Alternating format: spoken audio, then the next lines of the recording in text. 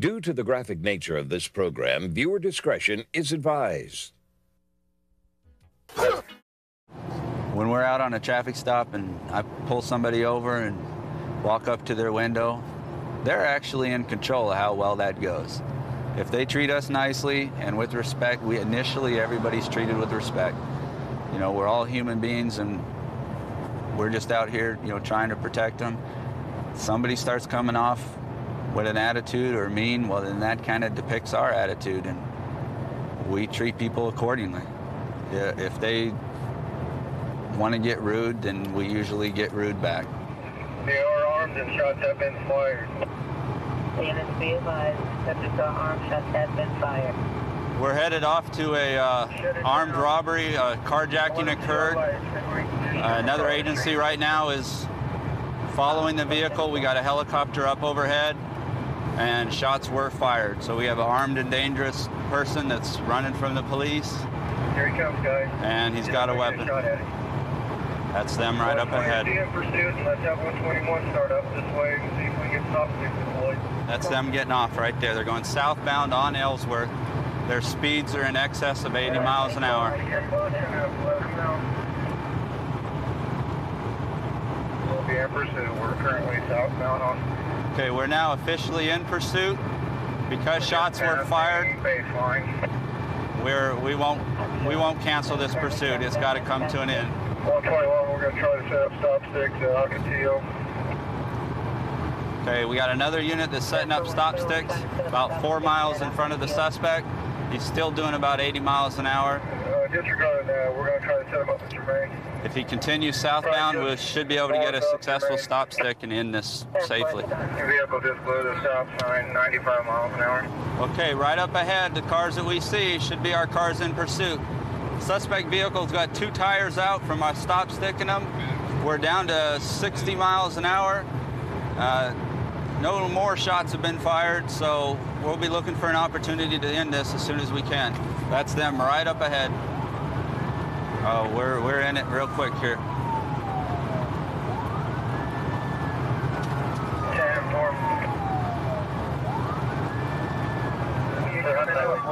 Brand new truck.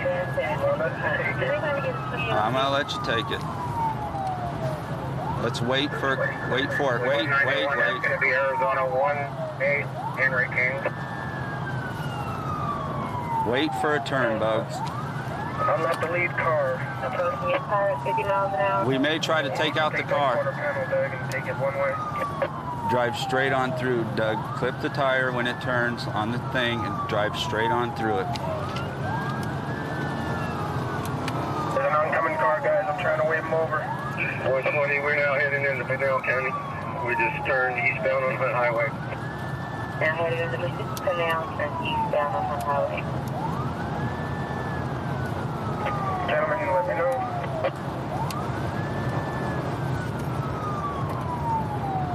If you want me to take him on the side right now, I can do it.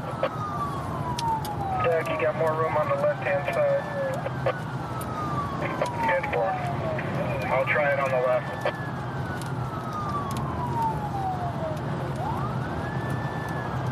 If he does, he'll lose it. It's still eastbound, just past the house. There we go. Spun him out. Just spun out. He just spun out. People just spun out.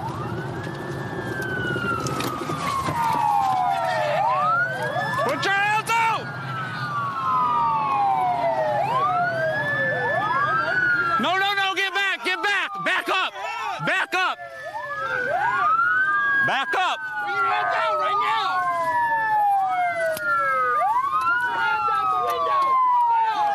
Driver! Gentlemen, I want you to put your hands out the window. Driver, I want you to crawl out the driver's window. Crawl out the driver's window. Crawl out now!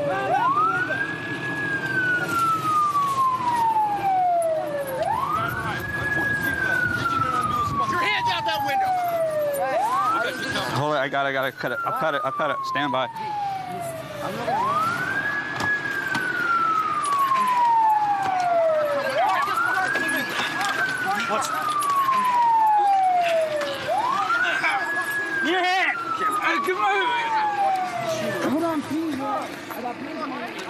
Get your hand out here! We got it going.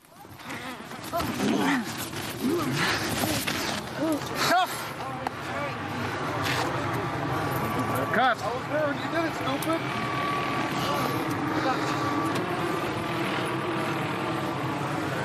This vehicle was involved. They shot it. I believe they shot at the police.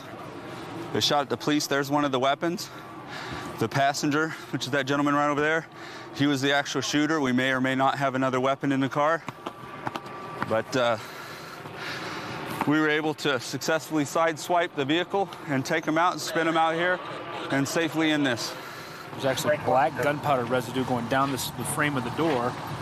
See what I'm talking about? See where it skimmed right across here? So he came up and actually shot. And look at this. That's gunpowder in the bullet ricocheting off of the window. Basically what he did is he ran up on them. They started to pull away because they're scared. So he grabbed for the door and starts to open it, shooting at the same time. Man. And there it is right there. I'm glad they came out here in the middle of nowhere. Yeah. Try to hit a cop on McKellips and Gilbert Road when it first started. Head on type deal, or? Yeah, he was on the side of the road. They swerved at him. They were just driving foolish everywhere. That sounds like we got an awful lot of charges on him. Yeah. Crime scenes everywhere. I'm glad. This guy's real lucky right here. Oh, yeah. That's 8 Real inches lucky. away from your head. Yeah. Man, it took us a long time to catch up. They were doing over 100 when they hit the stop stick, so. The tires peeling off of the thing and flying in the air. Yeah, I might even have cracks in the windshield after all the stuff that hit the windshield and the tires. It was awesome. It was awesome. Tried to pit him a couple times. And the turn, I tried to pit him and couldn't get it. Couldn't get it. Yeah, I saw you line up on that one where you were gonna. Yeah. I was afraid you were gonna get hurt because we had a ditch on the one side, and Yeah. then at the bridge I thought about it. Then I was worried about us spinning off of the bridge. Yeah. Just can't force it. Waited for the right spot, hit the pit, put them off in the mud. After they hit the mud, they weren't going anywhere. That was excellent job. Thank you. Way to go. Worked out well. Everybody's safe and sound. Bad guys are gone. Well, after going to school and working for a while, I did a ride-along with...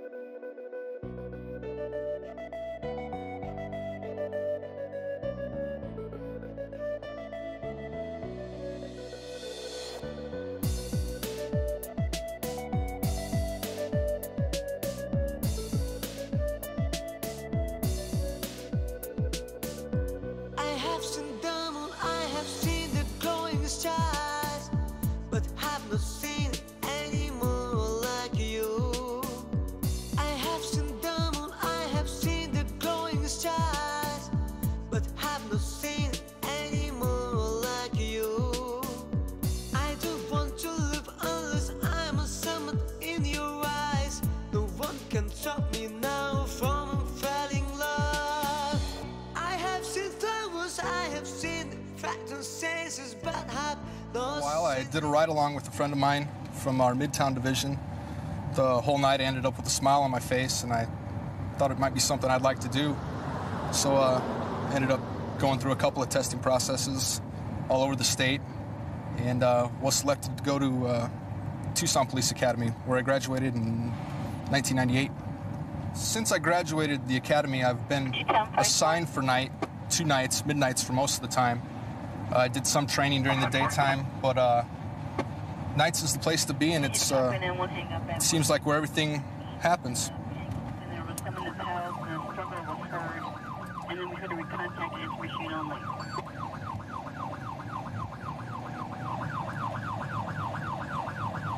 Right now we're headed to possibly a burglary in progress with the night we originated as a 911 hang-up, and a struggle ensued. So we're getting kind of secondhand information as to what's actually going on.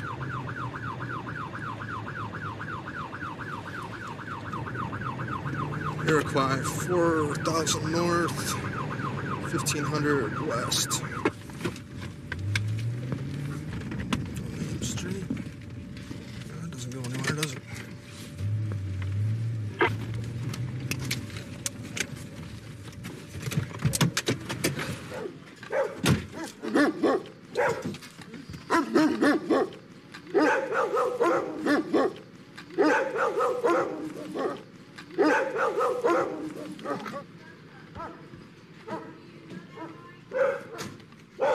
Yeah, just go ahead and come out here for me. This is my parents' house. Oh, okay. And I happen to live across the street. So what happened is my brother was screaming, and I kept hearing, get down, get down, get down, or something. And I kind of woke up, and then I looked out the window, and I saw two guys, I'm coming out of sleep, and I see two guys, and they're a pretty good distance from each other. And at first I couldn't tell it was Joseph. I just heard screaming, and I'm like, what are these guys doing? I'm just thinking they're two guys, having a fight or something. And then I realized he starts saying, Bob, wake up! Somebody wake up! Help! And then that's when I realized, oh my gosh, that's Joseph. What's going on? And they're just fighting. And that's finally when I got up and I told him to get to the door to see what was going on. And he walked outside and said that that guy had broke into the house, and so then I called the police. Okay. Your name? Kimberly. He's about as comfortable as he's going to be. Yeah, looks he's like not gonna be very much more comfortable than him. We'll let the paramedics.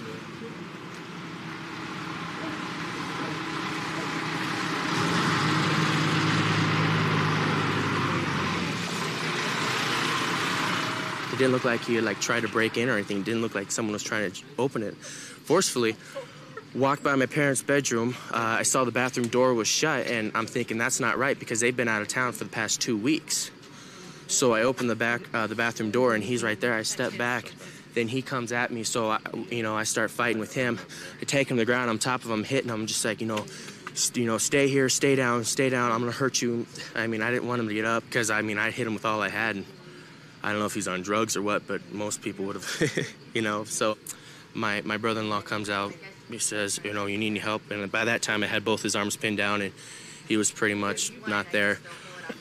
So, good job. And then, 2 minutes later, he comes up, and puts his handcuffs on him. When he opened up the bathroom door, he found the suspect. He was sitting there with a box of jewelry, and then the fight was on. I don't know. This was found in his pockets. Not exactly sure where it came from, but see if somebody recognizes it. Yeah, it's already been ID'd. Okay. Yeah, the homeowners already ID'd it. Oh, okay. It's theirs. Just photograph it and make sure it gets back to them. I guess ID's coming out. Yeah. So they'll take care of that. Is all that stuff just from this house? That I'm not sure of. Okay. I know that they've ID'd pieces of it. I don't know how much they've ID'd. So they're the ones to talk to. Okay. Just because my purse was stolen Sunday from my house. Right. So. It's I'm sure it's probably dumped somewhere anyway, but... He's already admitted some information to us, so we might be able to get your stuff back too. Right. We're Thank gonna you. see what we can get.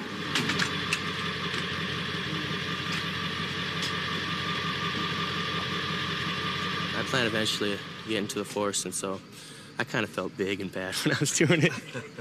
So, yeah.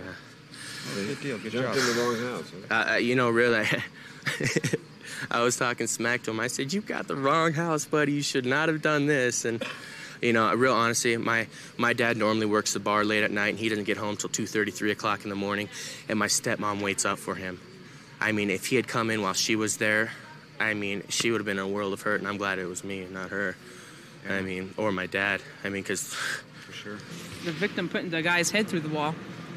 The guy, I guess the suspect tried to bite him in the chest. Well, that suspect's no small person either. That suspect's, probably running 250 anyway. Now, he was a big guy, because that's what he said. He's a big guy. He goes, yeah. He was just trying to, he let him up a few times. That's why there's that big mess throughout the whole house, because he'd get done with him and say, just stay there. And then he tried to go make that 911 phone call, and then the guy would get up, so he'd have to wrestle him again or kick him or whatever he had to do to get him. I think this victim did a very good job, and the victim was thinking about applying for our Explorer program. And the Explorer program's for, if you're interested in law and you're not of age to apply to be a law officer, you can do that. That gets you an idea of what law enforcement's all about. So I go for it. You got my vote, so. The victim definitely put a hurting on that suspect. It's good that we got here in time, and nobody was really injured that bad. My dad worked for the sheriff's office, and I got to ride with him quite often. And unfortunately, he passed away 4 years ago, so he never got the chance to see me reach my goal. But I know that if he could see what I'm doing, he'd be proud. Mesa PD's got a possible stolen vehicle that's failing to stop. We're about 3 blocks away. I'm going to try to catch up to it and set up the stop sticks. Right now we're about 2 blocks away. Street and University, there's nice stop sticks would be appreciated there now. That's us right here. 123, I'm out at University and 64th Street. 10-4, thank you, sir.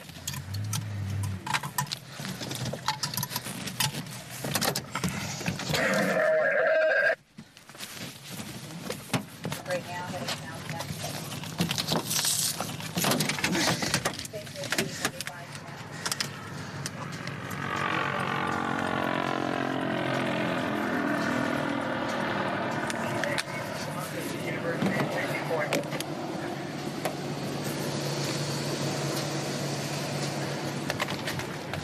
Got a couple more seconds. Okay, I'm coming up on you. Stay advised now, he's eastbound on Decatur.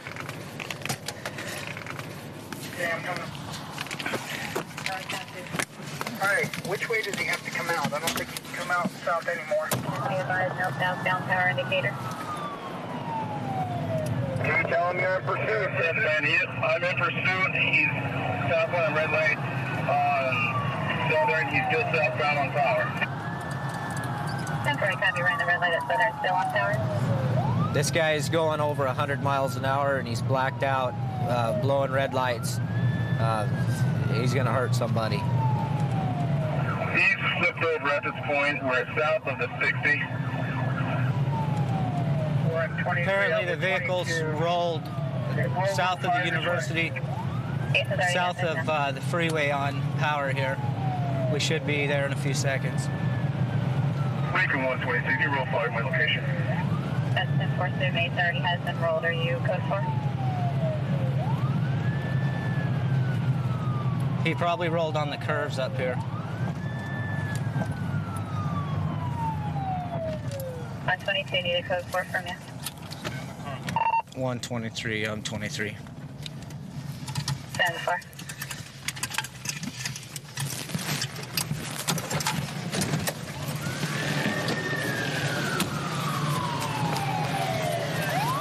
Is there anybody else in the car? No, check the car. No, but they're smoking good. 123, it's code 4.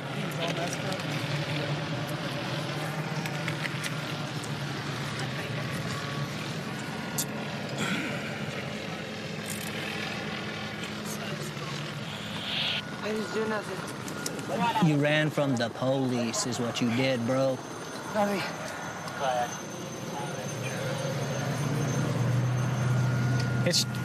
It's just oil on the muffler.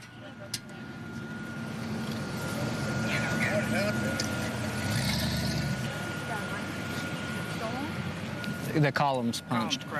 Oh. Imagine that. I thought it was going at least 80. And so I pulled behind it, and I caught up with it around center, and right before First Avenue, I hit my lights, and there's another vehicle on the right side of the street, and he just flipped right in front of the vehicle and just took off. And he ran the first light at First Avenue, and I shut down because I, can't pursue. So I shut down, and I just started following what the air unit was calling out, and he was going crazy. He almost struck me and another officer at 64th and Brown. I was at 64th and University with stop sticks. And he flung right by us. And I was like, and I turned after him, but I couldn't keep up with him. When'd you steal this truck, Sammy? I didn't. My friend let me use it. Your friend let you use it? Yes, sir. Okay. Did you notice that the column was cracked? Yes, sir. What did I do, man? He doesn't like you. He doesn't like me? Man. Well, that feeling would be mutual. Yes, I think it is. I've never seen a eye move itself from the socket and put it back. Yeah. That's basically what it's doing. He's in bad shape. But I'm just glad nobody got hurt. Or none of the good guys got hurt. None of the good guys. The way he's going out now is pretty common. It's pretty much the way all stolen vehicles end up. They end up crashing out, going off in the hospital. Basically, for a stolen car, he risked my life and every officer's life out here that was trying to catch him and try to stop him, as well as the public. So he's gonna do some time. Once he finally gets out of the hospital, sometimes he thinks if you go to a hospital that, well, okay, I won't go to jail, but after he gets out of the hospital, he'll go to jail, and then he'll go to prison, do the whole thing. They run like as if they're gonna get away, and they're not gonna go away. I mean, there's nowhere to go. You can't outrun the radio. No matter how fast you can drive, you can't outrun the radio. You're done. That's a done deal. The driver of the vehicle is going to be transported to probably Scottsdale Osborne for internal injuries, unknown. He stated to one of the firefighters that he had been taking ecstasy, heroin, and drinking all day. His eyes were bugging out, his pupils were real constricted. He appeared to be way out there, not very coherent. A lot of times guys like this don't understand the danger that they put ourselves and the public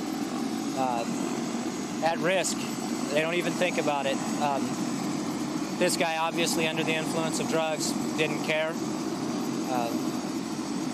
The sheriff's office and Mesa PD worked together in stopping him and keeping it from anybody else getting hurt. 132 in Bush. I've got him at gunpoint. Okay, gunpoint. 132 in Bush. Covers code 3. Being sent. Unit 2514 can transmit on tag 2. Okay, we'll still send it code 3.